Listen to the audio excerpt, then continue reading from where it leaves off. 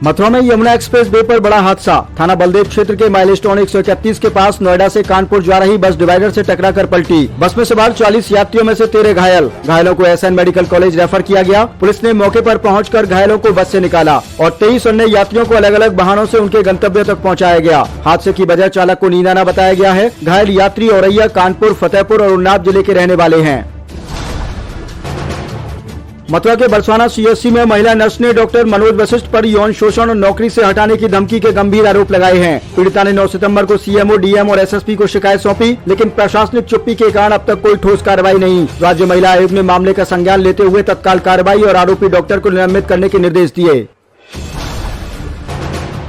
Kasganj police ने नाबालिग के साथ छेड़छाड़ और दुष्कर्म की घटना में शामिल आरोपी रामनिवास पुत्र मिट्टू सिंह को गिरफ्तार कर न्यायिक अभिरक्षा में भेज दिया। आरोपी कुमरोआ थाना क्षेत्र का रहने वाला। 28 सितंबर को सोरो कोतवाली में मुकदमा पंजीकृत किया गया, जिसमें बांछुत चल रहा था। पुलिस अधीक्षक अंकिता मिश्रा के निर्देशन में प्रभारी जगदीश चंद्र अपने फोर्स के साथ सक्रिय रहे और आरोपी को सोरो रेलवे स्टेशन से गिरफ्तार किया गया। पुलिस का कहना है कि अब आरोपी न्यायिक प्रक्रिया के तहत कानून के शिकंजे में है। इस कार्रवाई से अपराधियों में दहशत और जनता में सुरक्षा का भरोसा बढ़ा। बरेली बवाल पर अब सियासत और तेज हो गई है। इस बीच कांग्रेस और सपा नेताओं को पुलिस ने हाउस अरेस्ट कर लिया। आई लव मोहम्मद पोस्टर विवाद के बाद बरेली में बवाल बढ़ गया था। अब इस पूरे मामले पर राजनीति गर्मा गई है। यानी 1 अक्टूबर को कांग्रेस सांसद इमरान मसूद, सपा एमएलसी शहनबाज खान और अमरोहा के पूर्व सांसद कुंवर दानिश अली बरेली जाने वाले थे, लेकिन उससे पहले ही यूपी पुलिस ने उन तीनों को हाउस अरेस्ट कर लिया। इसके अलावा बरेली कांग्रेस के जिला अध्यक्ष मिर्जा अशफाक शक्लैनी, महानगर अध्यक्ष कांग्रेसियों को भी हाउस अरेस्ट किया गया।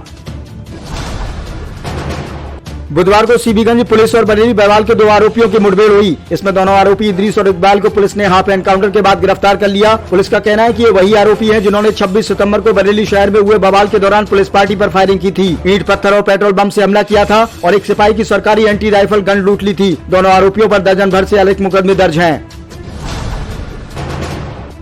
पुलिस ने बुधवार को बरेली बवाल के ड्रोन फुटेज जारी किए हैं। इसमें 26 सितंबर को कैसे हालात बेकाबू हुए और पुलिस ने भीड़ पर कैसे काबू पाने की कार्रवाई की, यह वीडियो सोशल मीडिया पर तेजी से वायरल हुए। बरेली में पुलिस की फुट पेट्रोलिंग लगातार जारी। आज भी शाम को शहर के तमाम प्रमुख इलाकों में पुलिस कर्मियों ने फुट पेट्रोलिंग की। इसके बाद लोगों में कुछ अनहोनी की आशंका हुई, जिसके चलते एक दूसरे के हालात के बारे में जानकारी करते रहे। डीआईजी अजय कुमार साहनी ने मीडिया को बताया कि जिले में पर्याप्त पुलिस बल मौजूद। यहाँ 10 कंपनियां पीएसी और पैरामिलिट्री फोर्स, सिविल फोर्स, इसके अलावा डीजीपी के द्वारा तैनात अधिकारी भी मौजूद हैं। इसके साथ ही सोशल मीडिया पर भी पुलिस की सख्त निगरानी और अफवाह फैलाने वालों पर कड़ी कार्रवाई होगी।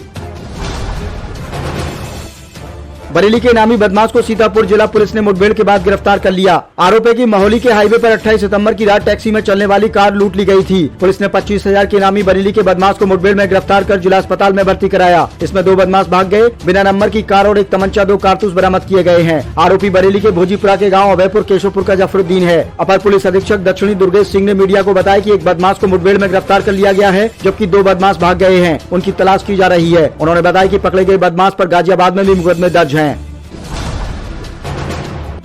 बहराइच जिले के निंदनपुरवा टेपराहा गांव में बुधवार को दिल दहला देने वाली वारदात सामने आई। गांव निवासी विजय कुमार, जो खेती और पशुपालन करता था, उसने 2 किशोरों को खेत में लहसुन बोने के लिए बुलाया, लेकिन किशोरों ने नवरात्र के अंतिम दिन घरेलू कामकाज का हवाला देकर खेत पर जाने से इनकार कर दिया। इस बात से गुस्साए किसान ने अपने घर के आंगन में ही दोनों किशोरों सूरज और सनी वर्मा पर धारदार हथियार से हमला कर उनकी हत्या कर दी। इसके बाद आरोपी किसान विजय ने खुद को और अपनी पत्नी, दोनों बेटियों को कमरे में बंद कर आग लगा ली। आग की लपटों में चारों की मौत होने की बात सामने आई है। इस घटना में घर के अंदर मौजूद 4 मवेशियों की भी झुलसकर मौत हो गई।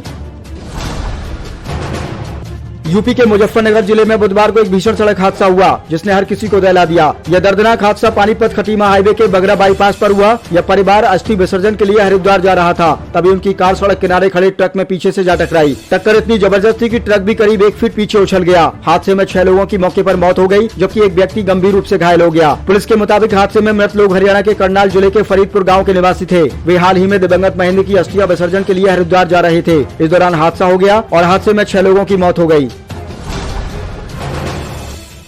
यूपी की योगी सरकार ने प्रदेशवासियों को दशहरा और दीपावली का तोहफा दिया। उत्तर प्रदेश परिवहन निगम ने वातानुकूलित बसों के किराए में की गई 10% की कमी को अग्रिम आदेशों तक जारी रखा है। परिवहन राज्य मंत्री स्वतंत्र प्रभार दयाशंकर सिंह ने मीडिया को बताया कि योगी सरकार जनता को बेहतर सेवाएं उपलब्ध कराने के लिए प्रतिबद्ध है। इस निर्णय से यात्रियों को कम किराए में आरामदायक सफर की सुविधा मिलेगी। यह छूट जनरथ, पिंक शताब्दी, वोल्वो, वातानुकूलित शयनयान जैसी सेवाओं पर लागू होगी। हालांकि 1 जनवरी 2024 के बाद पंजीकृत नई वातानुकूलित बसों पर यह छूट लागू नहीं होगी।